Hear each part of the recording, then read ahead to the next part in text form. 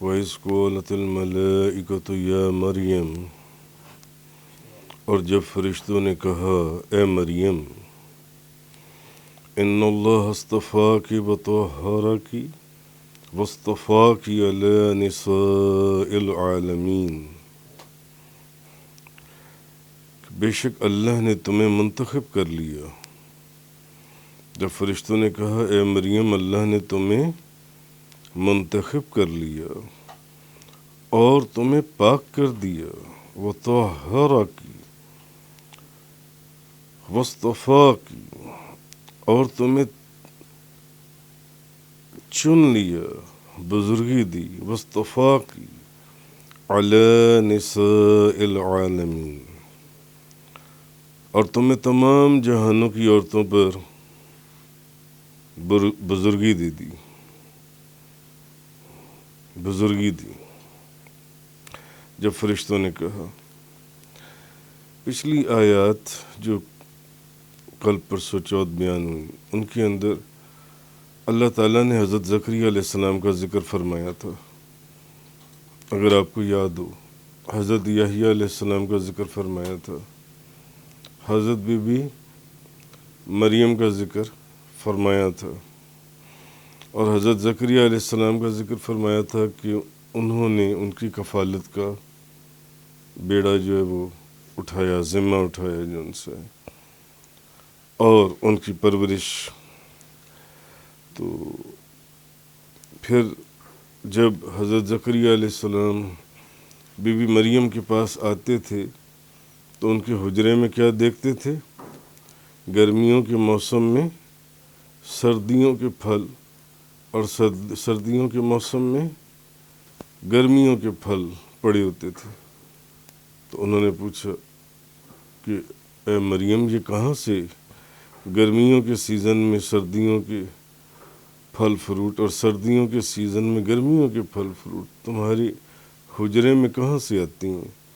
تو be be مریم نے کہا کہ یہ مجھے اللہ کے پاس سے آتی ہیں، مجھے اللہ دیتا ہے، وہ ہر چیز کے اوپر قادر ہے۔ تو اس جگہ کے اوپر پھر حضرت زکریا علیہ السلام نے دعا مانگی۔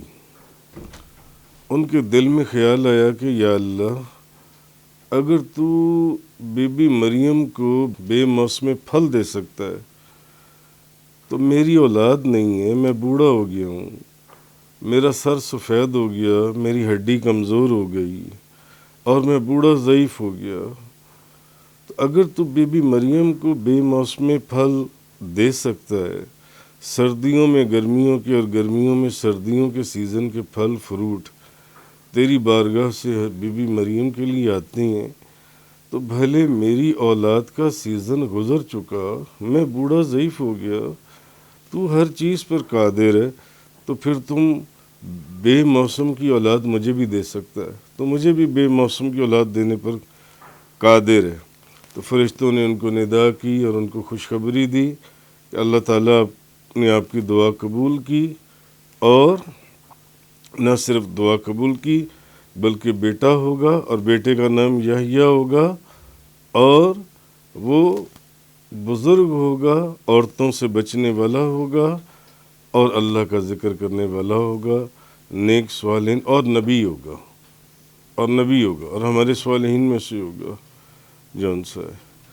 تو یہ سارا ہم پچھلی چند آیات کے اندر ہم پڑھ رہے۔ اب آگے ذکر ہے وَإِذْ قَالَتِ الْمَلَائِكَةُ يَا مریم، اور جب فرشتوں نے کہا اے مریم، ان اللہ اصطفاکی وطہرکی واصطفاکی علی نساء العالمین، اور جب فرشتوں نے کہا کہ اے مریم، بے شک اللہ نے تمہیں منتخب کر لیا اور تمہیں پاک کر دیا اور تمہیں تمام جہان کی عورتوں پر برگزیدگی عطا فرمائی جو ان سی ہے۔ تو اب اللہ تعالیٰ نے حضرت جبریل علیہ السلام کو حضرت مریم کی طرف بھیجا، اور حضرت مریم کی طرف وحی نازل کی۔ کس کی طرف؟ بی بی مریم کی طرف۔ مگر اس سے کوئی یہ نہ سمجھے کہ بی بی مریم نبی تھی، نبی تھیں، کیونکہ اللہ تعالیٰ نے نبوت جو ہے وہ صرف اور صرف کن کے لیے خاص کی؟ مردوں کے لیے، مردوں کے لیے۔ تو اللہ تعالیٰ نے قرآن مجید میں بھی فرمایا وَمَا أَرْسَلْنَا مِن قَبْلِكَ إِلَّا رِجَالًا نُوحِي إِلَيْهِمْ مِنْ أَهْلِ الْقُرَىٰ، اور ہم نے آپ سے پہلے بھی مردوں کے علاوہ کسی کو رسول بنا کر نہیں بھیجا جن کی طرف ہم وحی کرتے تھے جو بستیوں کے رہنے والے تھے۔ یعنی قرآن اس کے اوپر گواہ ہے کہ نبوت جو ہے وہ صرف مردوں کے لیے رکھی گئی ہے، مردوں کے لیے۔ تو کہیں کوئی اس سے یہ نہ سمجھے کہ بی بی مریم کی طرف وحی کی، جبریل علیہ السلام کا بی بی مریم کے پاس آنا یہ ان کی کرامت تھی بی بی مریم کی، یا بی بی مریم کی پیٹ میں جو بچہ تھا، جو انہوں نے کہا کہ اے مریم میرے پیٹ میں جو بچہ ہے یحییٰ، وہ مجھے ایسے محسوس ہوتا ہے، تیرے پیٹ میں جو بچہ ہے وہ اس کے لیے حرکت کرتا ہے۔ اور ایک اور روایت میں تھا کہ انہوں نے کیا کہا کہ اے مریم میرے پیٹ میں جو بچہ ہے وہ مجھے ایسی فیلنگز آتی ہیں، مجھے ایسے لگتا ہے کہ جو تیرے پیٹ میں بچہ ہے اس کو سجدہ کرتا ہے جون سے۔ تو ان کی ایک نشانی یہ بھی تھی کہ وہ جو یحییٰ علیہ السلام کی بشارت دی گئی تھی حضرت زکریا علیہ السلام کو کہ وہ نبی ہوں گے اور کلمت اللہ کی تصدیق کرنے والے ہوں گے، اور کلمت اللہ کون تھے؟ حضرت عیسیٰ علیہ السلام۔ تو یحییٰ علیہ السلام حضرت زکریا کی بیوی کے پیٹ میں تھے اور حضرت عیسیٰ علیہ السلام بی بی مریم کے پیٹ میں تھے۔ تو انہوں نے کہا کہ مجھے لگتا ہے کہ میرے پیٹ میں جو بچہ ہے یہ تیرے پیٹ کے بچے کو سجدہ کرتا ہے، اور اللہ پاک نے قرآن پاک میں پہلے فرما دیا کہ وہ بچہ جون سا ہے کلمت اللہ کی تصدیق کرنے والا، یعنی یہ وہ بچہ ہے جو حضرت عیسیٰ علیہ السلام کی تصدیق کرے گا کہ حضرت عیسیٰ علیہ السلام بھی اللہ کے نبی ہیں جون سی ہیں۔ تو اس لیے حضرت مریم کی طرف حضرت جبریل علیہ السلام کا آنا حضرت مریم کی کرامت اور حضرت مریم کی ولایت کی دلیل ہے کہ وہ ولی اللہ تھیں اور یہ ان کی کرامت تھی، اور یہ حضرت عیسیٰ علیہ السلام کا ارحاس اور زکریا علیہ السلام کا معجزہ بھی ہو سکتا ہے جن سے، لیکن ان کی ولایت تھی، ان کی اور ان کی کرامت تھی بی بی مریم کی۔ تو پھر آگے جو فرمایا کہ ہم نے چن لیا آپ کو عورتوں میں سے، تو عورت ہونے کے باوجود حضرت مریم کو بیت المقدس کی خدمت کے لیے قبول کر لیا گیا۔ اس کے علاوہ اور کسی عورت کو بیت المقدس کی خدمت کے لیے قبول نہیں کیا گیا ماں سوائے بی بی مریم کے۔ بی بی مریم وہ عورت ہیں جن کو بیت المقدس کی اللہ کے گھر کی خدمت کے لیے خود اللہ نے قبول کیا تھا، خود خدا نے قبول کیا تھا۔ تو حضرت مریم کی پرورش کے دوران ان کے لیے جنت سے پھل آتے تھے، جن پھلوں کو حضرت زکریا علیہ السلام نے دیکھا کہ مریم کے بند حجرے کے اندر یہ سردیوں کے اندر گرمیوں کے اور گرمیوں کے اندر سردیوں کے پھل کہاں سے آ رہی ہیں؟ تو انہوں نے کہا اللہ کے پاس سے آ رہی ہیں۔ تو یہ بھی ان کی کرامت اور ان کی ولایت کی دلیل تھی جو ان سے یہ۔ اور حضرت مریم علیہ السلام نے حضرت آپ وہ خاتون ہیں جنہوں نے جبریل علیہ السلام کا جو کلام ہے بالمشافہ سنا، آمنے سامنے، ایسے انہوں نے حضرت جبریل علیہ السلام کا کلام سنا جو ان سے۔ تو آپ کی پاکیزگی کی جو تفسیر ہے کہ اللہ تعالیٰ نے حضرت مریم کو کفر اور گناہ کی آلودگی سے اللہ نے پاک رکھا، اسی طرح جیسے اللہ تعالیٰ نے بی بی مریم کو گناہ کی آلودگی سے پاک رکھا، ایسے ہی نبی کریم صلی اللہ علیہ وسلم کی ازواج مطہرات کے متعلق بھی اللہ تعالیٰ نے فرمایا انما یرید اللہ لیذہب عنکم الرجس اہل البیت ویطہرکم تطہیرا۔ اے رسول کے گھر والو، اللہ ارادہ فرماتا ہے کہ تمہیں ہر قسم کی ناپاکی سے دور رکھے اور تمہیں پاک رکھے اور خوب پاکیزہ رکھے۔ یہ بی بی مریم کو وہ بزرگی اگر حاصل تھی پاکیزگی کی، تو نبی کریم صلی اللہ علیہ وسلم کی ازواج مبارکہ امہات المومنین کو بھی یہ بزرگی حاصل تھی۔ اچھا، پھر اللہ تعالیٰ نے حضرت بی بی مریم کو مردوں کے چھونے سے پاک رکھا، آپ کو کسی مرد نے چھوا نہیں۔ پھر اللہ تعالیٰ نے حضرت بی بی مریم کو حیض، مینسز اور پیریڈ سے پاک رکھا۔ یہ فضیلت حضرت فاطمہ الزہرا رضی اللہ تعالی عنہا کو بھی حاصل تھی، نبی کریم صلی اللہ علیہ وسلم کی شہزادی کونین، جی آپ کو بھی حاصل تھی۔ تو اللہ تعالیٰ نے بی بی فاطمہ کو بھی حیض سے پاک رکھا۔ اچھا، علامہ ابن حجر حیتمی نے لکھا کہ امام نسائی نے روایت کیا کہ رسول کریم صلی اللہ علیہ وسلم نے فرمایا میری بیٹی آدمیوں میں حور ہے، اس کو حیض اور نفاس نہیں آتا، اس کا نام فاطمہ اس لیے ہے کہ اللہ نے اس کو نار سے الگ کر دیا۔ یعنی اگر وہ صفات، وہ بزرگیاں، وہ ولایت بی بی مریم کو حاصل تھی تو نبی کریم صلی اللہ علیہ وسلم کی ازواج اور آپ کی شہزادی کو بھی حاصل تھیں۔ اچھا، اللہ تعالیٰ نے حضرت مریم کو بری عادتوں اور برے کاموں سے پاک رکھا، اور یہودیوں نے حضرت مریم پر بدکاری کی جو تہمت لگائی تھی، اللہ تعالیٰ نے ان کی تہمت اور بہتان سے حضرت مریم کو پاک اور بری کر دیا۔ اس لیے بھی وہ اللہ کے چنے ہوئے لوگوں میں سے تھیں کہ خدا نے ان کو چنا تھا۔ پھر ان کا چننا کہ اللہ تعالیٰ نے حضرت مریم کو تمام جہانوں کی عورت پر فضیلت عطا فرمائی۔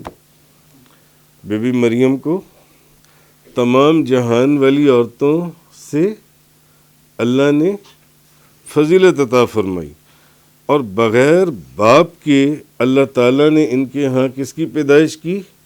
حضرت عیسیٰ علیہ السلام کی، ان کی پیدائش کی۔ اور حضرت عیسیٰ علیہ السلام نے پیدا ہوتے ساتھ کلام کیا اور اپنی نبوت کا اعلان کیا، حضرت عیسیٰ علیہ السلام نے، اور اپنی ماں کی پاک دامنی بیان کی۔ پیدا ہوتے ساتھ حضرت عیسیٰ علیہ السلام نے نہ صرف کلام کیا، اپنی نبوت کا اعلان کیا، بلکہ اپنی ماں کی پاکیزگی اور پاک دامنی حضرت عیسیٰ علیہ السلام نے بیان فرمائی جو ان سے ہے۔ اچھا، اب حضرت ابو موسیٰ بیان کرتے ہیں کہ رسول کریم صلی اللہ علیہ وسلم نے فرمایا، نسائی شریف کی حدیث ہے، کہ مردوں میں بہت کامل ہیں۔ نبی پاک صلی اللہ علیہ وسلم نے فرمایا مردوں میں بہت کامل ہیں، عورتوں میں صرف عمران کی بیٹی مریم اور فرعون کی بیوی آسیہ کامل ہوئی ہیں۔ عورتوں میں عمران کی بیٹی مریم اور فرعون کی بیوی آسیہ وہ کامل ہوئی ہیں۔ اچھا، اب حضرت علی بیان کرتے ہیں کہ نبی کریم صلی اللہ علیہ وسلم نے فرمایا عورتوں میں سب سے نیک مریم بنت عمران اور سب سے نیک بی بی خدیجۃ الکبریٰ ہیں۔ یہ ایک دوسری حدیث ہے جس کے راوی حضرت علی کرم اللہ وجہ الکریم ہے، کہ جو بزرگی حضرت بی بی مریم کو حاصل تھی وہ حضرت بی بی خدیجۃ الکبریٰ کو بھی حاصل تھی، جو بزرگی ان کو حاصل تھی وہ بزرگی بی بی فاطمہ الزہرا کو بھی حاصل، جو بزرگی ان کو حاصل تھی وہ بزرگی حضور کی تمام ازواج اور امہات المومنین کو بھی حاصل تھی۔ حضرت ابن عباس رضی اللہ تعالیٰ عنہما بیان کرتے ہیں کہ رسول کریم صلی اللہ علیہ وسلم نے فرمایا جنت کی عورتوں میں سب سے افضل خدیجہ ہیں، بی بی خدیجہ ہیں، اور فاطمہ بنت محمد ہیں۔ جنت کی عورتوں میں، جنتی عورتوں میں سب سے افضل کون ہیں؟ ایک بی بی خدیجہ اور دوسری بی بی فاطمۃ الزہرا رضی اللہ تعالی عنہ، اور تیسری حضور نے فرمایا مریم بنت عمران اور فرعون کی بیوی آسیہ۔ یہ ہیں فرعون کی بیوی آسیہ۔ علامہ جلال الدین سیوطی لکھتے ہیں امام احمد، امام ترمذی نے اس کو روایت کیا، راوی حضرت انس بن مالک رضی اللہ تعالیٰ عنہ کہ رسول کریم صلی اللہ علیہ وسلم نے فرمایا تمام جہانوں کی عورتوں سے تمہیں یہ کافی ہیں، ایک مریم بنت عمران، ایک خدیجہ، ایک فاطمہ بنت محمد اور فرعون کی بیوی آسیہ، یہ چاروں عورتیں جون سی ہیں۔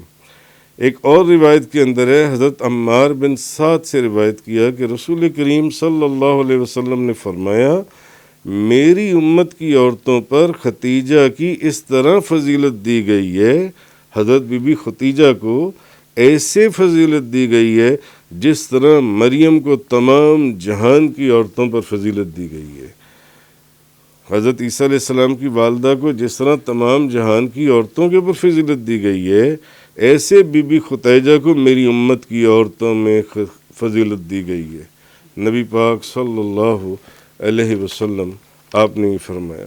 اگلی آیہ کریمہ یا مریم اقنتی لربک واسجدی وارکعی مع الراکعین، اے مریم اپنے رب کی فرما برداری کرو اور سجدہ کرو اور رکوع کرنے والوں کے ساتھ رکوع کرو۔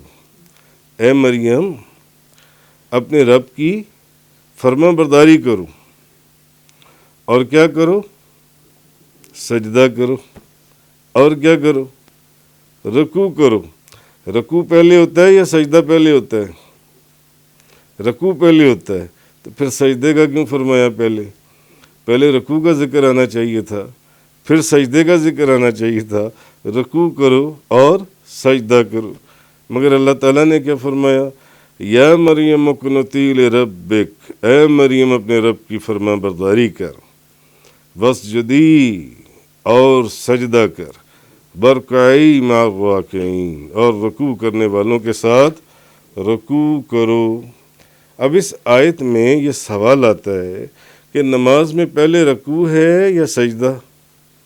پہلے رکوع ہے اور پھر سجدہ ہے، تو پہلے سجدے کا ذکر کیوں اللہ نے کیا اور رکوع کا بعد میں کیوں کیا؟ پہلے رکوع کا ہونا چاہیے تھا ذکر، بعد میں سجدے کا ہونا چاہیے تھا۔ نماز میں آپ پہلے رکوع کرتے ہیں یا کہ سجدہ کرتے ہیں؟ پہلے آپ رکوع کرتے ہیں بعد میں سجدہ کرتے ہیں، مگر خدا نے آیت میں بی بی مریم کو جب ہدایت دی، جب ایک حکم دیا تو پہلے سجدے کا دیا اور بعد میں رکوع کا دیا جون سے۔ اچھا، اب اور پھر سجدہ، جبکہ اس آیت میں اس کے برعکس پہلے سجدے کا ذکر ہوا بعد میں رکوع کا جون سے۔ اچھا، اب علماء نے اس کی بے شمار جون سی ہیں وہ انٹرپریٹیشنز یا جسٹیفیکیشنز علماء نے دی ہیں۔ مثلا ایک یہ ہے کہ نماز سے مقصد ہے اللہ کے سامنے عاجزی پیش کرنا۔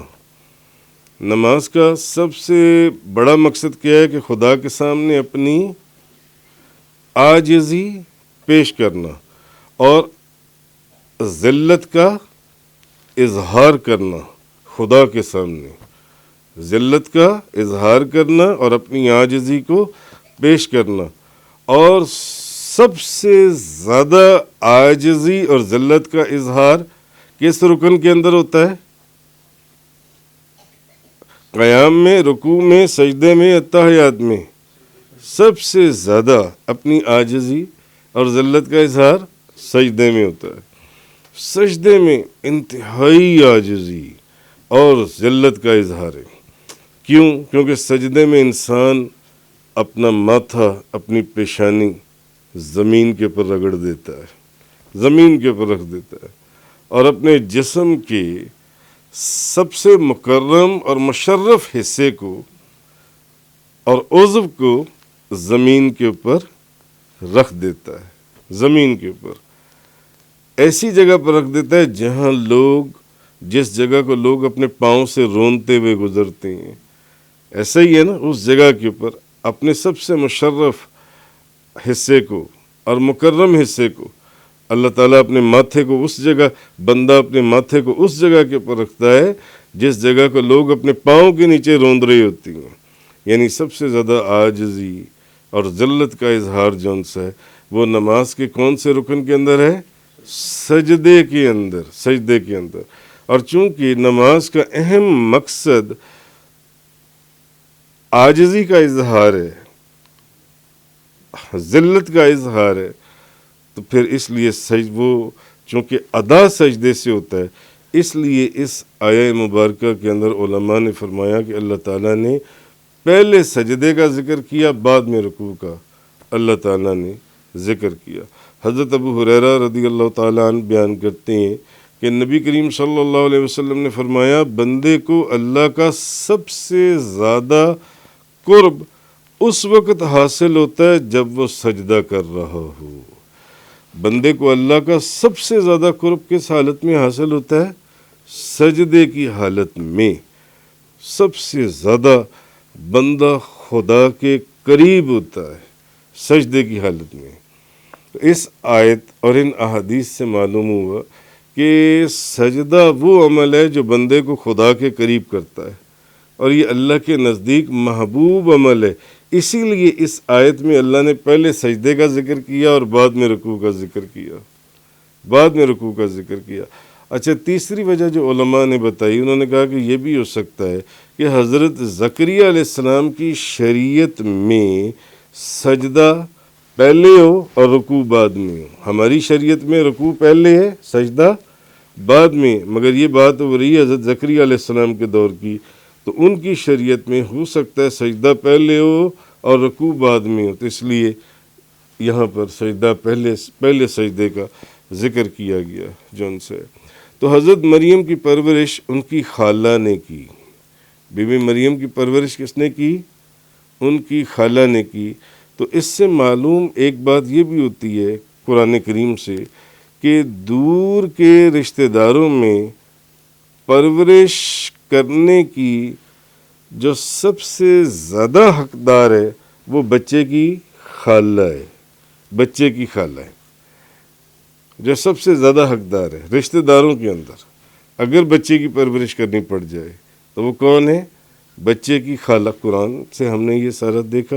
حضرت براء بن عازب بیان کرتے ہیں کہ نبی پاک صلی اللہ علیہ وسلم نے فرمایا خالہ ایسے ہی ہے جیسے ماں ہے، خالہ بمنزلہ ماں کی ہے۔ حضرت علی کرم اللہ وجہ الکریم، حضرت براء بن عازب۔ امام بخاری نے بھی حضرت براء بن عازب سے روایت کیا کہ جب نبی پاک صلی اللہ علیہ وسلم صلح حدیبیہ کے بعد مکہ سے روانہ ہونے لگے تو حضرت حمزہ کی بیٹی عمارہ بھی آپ کو یہ کہتی اے چچا کہتی ہوئی آپ کے ساتھ چل پڑی، تو حضرت علی نے اس کا ہاتھ پکڑ لیا اور حضرت فاطمہ سے کہا کہ اپنی چچا زاد بہن کو لے لو۔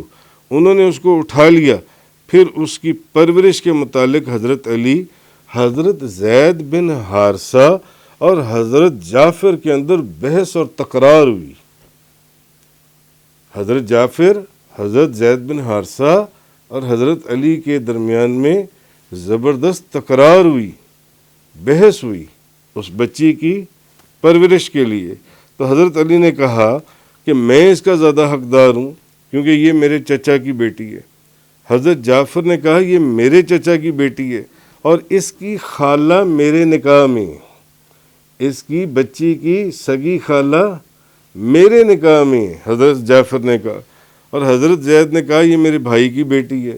تو نبی کریم صلی اللہ علیہ وسلم نے خالہ کے حق میں فیصلہ کر دیا اور فرمایا کہ خالہ جو ہے وہ ایسے ہی ہے جیسے کہ ماں ہے، جیسے کہ ماں ہے، ماں کی طرح خالہ کا مقام ہے۔ تو خیر اس آیت سے یہ بھی ثابت ہوا کہ حضرت مریم جو ہے وہ بہت عبادت کرنے والی تھیں. پہلے سجدے کا ذکر ہوا، پھر رکوع کا ذکر ہوا، اور اللہ سے بہت ڈرنے والی تھیں اور اس کی فرما بردار بندی تھیں. اور اللہ تعالیٰ نے قرآن مجید میں حضرت مریم کے علاوہ، یہ بات نوٹ کرنے والی ہے اور غور سے سننے والی ہے اور اس کو یاد رکھنے والی ہے، کہ قرآن مجید میں اللہ تعالیٰ نے حضرت مریم کے علاوہ اور کسی عورت کا نام نہیں لیا. قرآن کے اندر جس ایک عورت کا نام آیا ہے وہ صرف بی بی مریم ہے. آپ کے علاوہ کسی عورت کا نام قرآن کے اندر نہیں آیا، قرآن پاک کے اندر. اچھا، اس کے بعد اگلی آیہ کریمہ کے اندر اللہ پاک نے فرمایا ذالک من انباء الغیب، یہ غیب کی بعض خبریں ہیں جن کو ہم آپ کی طرف وحی کرتے ہیں، نوحیہ الیک، جن کو ہم آپ کی طرف وحی کرتے ہیں، یہ غیب کی خبریں جون سی ہیں. وما کنت لدیہم اذ یلقون اقلامہم ایہم یکفل مریم، اور آپ اس وقت ان کے پاس نہ تھے جب وہ قرآن نازی کے لیے اپنے قلم ڈال رہے تھے. یہ بھی ہم پیچھے اس کی تفسیر پڑھ آئے ہیں کہ ایک قرآن نازی ہوئی تھی کہ بی بی مریم کی کفالت کون کرے گا، تو وہ قرآن کس کے حق میں نکلا تھا؟ حضرت زکریا علیہ السلام کے. تو ان میں سے کون مریم کی کفالت کرے گا؟ اذ یلقون اقلامہم، جب وہ قرآن اندازی کر رہے تھے اپنے کلموں سے، ایہم یکفل مریم، کہ ان میں سے کون مریم کی کفالت کرے گا، ان کی پرورش. وما کنت لدیہم اذ یختصمون، اور آپ ان کے پاس نہیں تھے جب وہ جھگڑا کر رہے تھے، جب وہ جھگڑا کرتے تھے. اللہ پاک نے اگلی آیہ کریمہ کے اندر یہ فرمایا. تو ان آیات میں حضرت زکریا، حضرت یحییٰ اور حضرت مریم کی گزشتہ واقعات کی خبر دی گئی ہے. یہ جو پچھلی چند آیات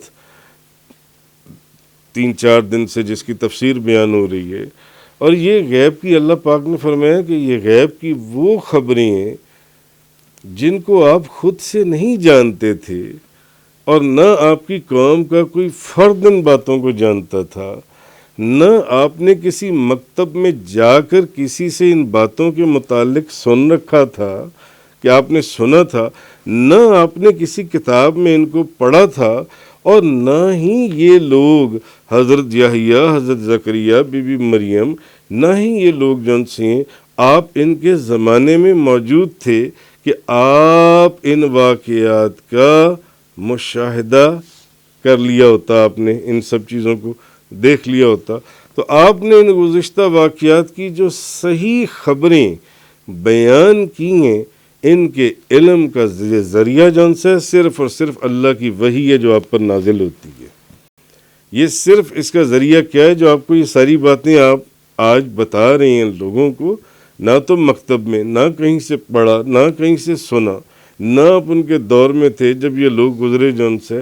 تو یہ سب باتیں جو آپ بتا رہے ہیں، یہ فقط اور فقط کس علم کے تحت جو ہم نے آپ کو دیا، اس علم کے تحت جو ایک وحی ہماری نازل ہوتی ہے آپ کی طرف. اور اللہ تعالیٰ نے حضرت جبریل علیہ السلام کے ذریعے وحی نازل کر کے آپ کو ان واقعات سے باخبر کیا اور آپ پر وحی نازل کرنے کا ثبوت. اچھا، اب جب یہ ایک وحی نازل ہو رہی ہے اور جبریل علیہ السلام کے ذریعے نازل ہو رہی ہے، تو یہ ثبوت تھا آپ کی نبوت کی دلیل کا، کہ جو لوگ اس وقت آپ کی نبوت کا انکار کرتے تھے ان کے لیے یہ ثبوت تھا کہ یہ نبی کریم صلی اللہ علیہ وسلم کی نبوت کی دلیل ہے. سو مشرکین اور اہل کتاب دونوں کے نزدیک آپ کی نبوت ثابت ہو گئی، کیونکہ آپ نے جتنے واقعات بیان کیے وہ یہودیوں کی کتابوں میں بھی موجود تھے اور عیسائیوں کی کتاب انجیل میں بھی موجود تھے جو نبی کریم صلی اللہ علیہ وسلم نے واقعات بیان کیے.